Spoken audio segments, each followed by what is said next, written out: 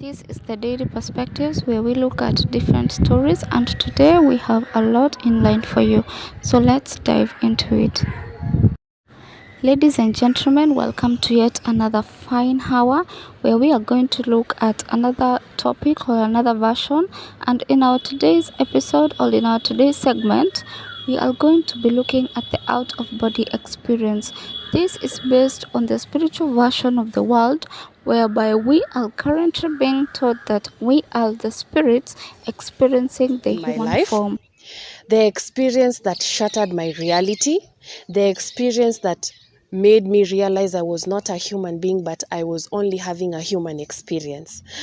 So let me just give you a brief background of my life growing up. So I grew up in a Christian family, and we were very subtle Christians. Like, we were never staunch Christians. So we never talked about demons. We never talked about spirits. Like, that was something very unfamiliar to us. Just going to church, coming back, and that was it. Just praying, that was it.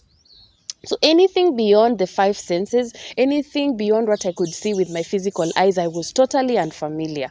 So there was this time I had an emergency surgery done on me because I had some internal bleeding. So I remember after a successful surgery, I was discharged, went back home.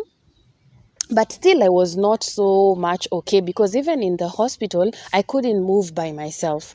I used a wheelchair moving around, and I used to have a catheter, the plastic bag that taps your pee, so that I couldn't go to the toilet, you see, because it was a bit of a hassle for me to even move.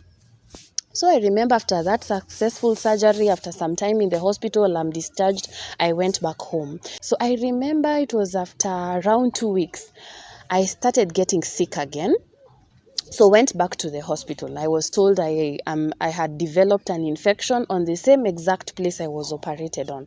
So that meant another emergency surgery had to be done on me. But now I had to be treated first. And then after the treatment on the infection, then another surgery had to be done. Again, I was not okay, so moving around was a bit of a hassle. So I would move around in the hospital on a wheelchair. Actually, I used to be pushed on a wheelchair. So when I got better, I was discharged again, went back home. So when I went back home, it was around after 3 days or something. Around 3 days, or let's just say like maybe less than a week, I started getting sick again. So I remember that time I was thinking, now I'm getting sick all the time when I go to the hospital. Now it's surgery.